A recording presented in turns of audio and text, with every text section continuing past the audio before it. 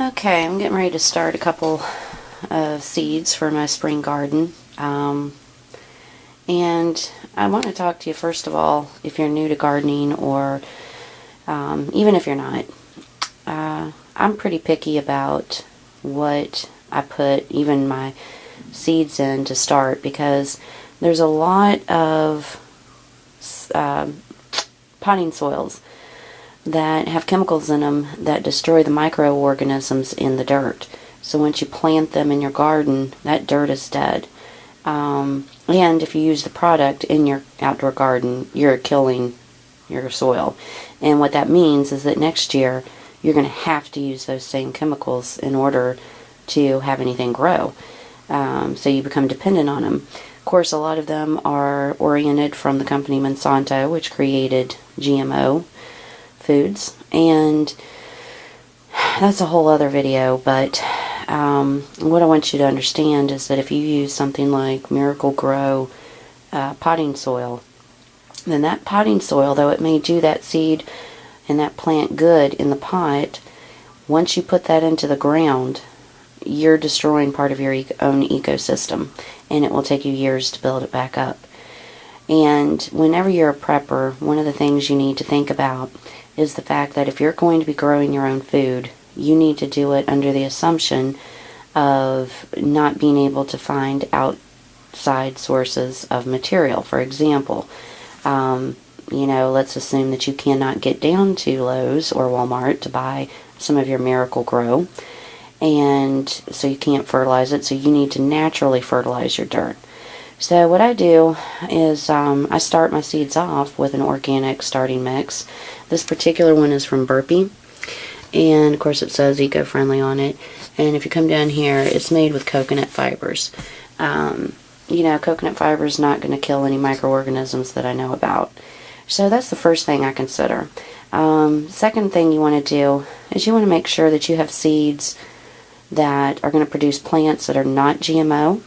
Because if you grow, a pile of corn and it's GMO corn, and then you go to save those seeds to grow for next year's garden, they're not going to grow. They have suicide genes in them. And again, they put out a poison into the soil through the roots that kills the microorganisms. So then you have to use their fertilizers. So I like to stick with heirloom varieties. And I practice saving my seeds, and at the end of the summer I'll show you how to do some of the seeds like cucumbers and tomatoes and stuff, because there's some nifty little tricks to it that can help make your seeds stronger. But one of the things you need to do is try to stay away from hybrids, newer hybrids that were created 10, 20, 30 years ago. They should be okay. But some of the newer hybrids are actually crossed with GMOs. And part of your easiest solution for that is searching for heirloom, Heirloom, heirloom vegetable seeds. And then you can start learning the genus on some of them. And what I mean by that is cucumbers, for example. I know straight 8 cucumbers are heirloom cucumbers. I know that Cherokee purple tomatoes are heirloom tomatoes. So you start learning some of those things, and then you don't necessarily have to buy the seed packet that's stamped heirloom and they charge you a little more for that. You'll just be able to look at the genus name on the seed packet. So a lot of these things take a lot of work and time, and it's not something you can learn in just one YouTube video. But I did have some questions about gardening, and like I said, from a prepper standpoint, you need to remember that the closer you can do it to the old-fashioned way, the better. Now, the only time I use a bagged potting soil is actually when I'm starting seeds. After that, I get perlite and vermiculite, and I'm mixing my own soil with dirt from out in the yard. And the vermiculite and perlite have a couple different functions. The perlite actually fluffs up and lightens the soil. So if you have a real heavy dirt that clumps together real hard, maybe it has some clay in it or something, the perlite just helps to aerate that soil so that the roots can get through. And the vermiculite does a lot of the same thing. It has some other benefits as well, but it really helps to, separate the soil so it doesn't become compacted like a mud ball. And, those little mud balls are the main reason why I will go on and use a seed starting mix. But if you look in the bag, see the little white balls in there? That is perlite. So these usually already have the perlite and vermiculite mixed in. But it's another way that you can expand how much soil you have. Now, in a shit hit the fan scenario, is perlite and vermiculite going to be available? No, probably not. So one of my goals is to try to figure out some alternatives for soil additives that would be more natural and locally found. But anyway, I'm going to fill up my little pots here with some seed starting mix, and I'll get back to you. Okay, so I've filled up these little starting pots with my potting seed mix, and I've got 4 rows of 2. So I'm actually going to just start 2 pots of 4 different things. And one question that was posed to me was, what kind of seeds can you start inside?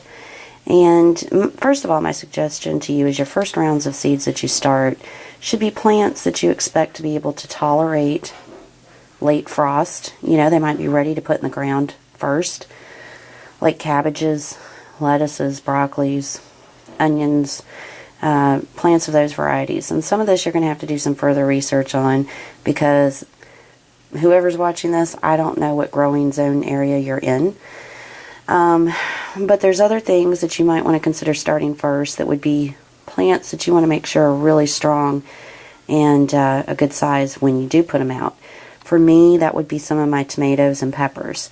Those seem to be the 2 plants that almost inevitably get put out at too early of a age, because I may have started seeds late, and then we have like a little frost or a windstorm come through and they get destroyed. So I'm going to start tomato and pepper seeds in here and let them get real big and strong. And tomorrow or the next few days, I'll probably start some cabbage, broccoli, lettuce, things of those things that I know I'm going to put out early because they can handle a frost. So again, what I'm doing is by no means, an expert doing it.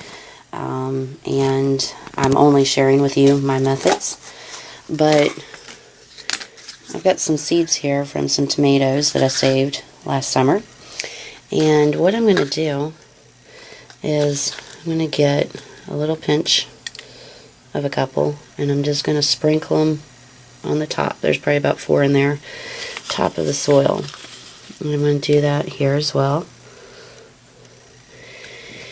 And then I'm going to take my finger and I'm just going to kind of lightly stir the top dirt around. I'm not going to stick my finger in there too much. Now, I do always put several extra seeds in a pot whenever I start plants, and then I thin them out if they all come up. But what I'm doing is making sure that if I have, for example, a 50% germination rate and only half the seeds that I plant come up, I don't want to just put 1 or 2 seeds in one pot, waste all that time thinking I've got a plant coming up in that particular pot, and then nothing happens. So I'm going to go through and fill these other pots up with some other seeds, and then I'll be back. Okay, so I've started 2 pots of California Wonder bell peppers, 2 pots of chili peppers, cayenne peppers, 2 of cabbage, and then 2 of my heirloom tomatoes. So I'm just going to moisten the top of that potting soil, and we'll come back through the days and check on it and plant some more things tomorrow. Let me know if you have any questions about the diatomaceous earth. I know some sites that are good for ordering seeds. I do myself buy seeds at local stores just simply because, like I said, I know some of the genuses on some heirloom seeds, so it's not a big risk for me. But hope you guys are getting your seeds started. And again, keep prepping and always be thinking, how will this affect my future in a shit hit the fan scenario?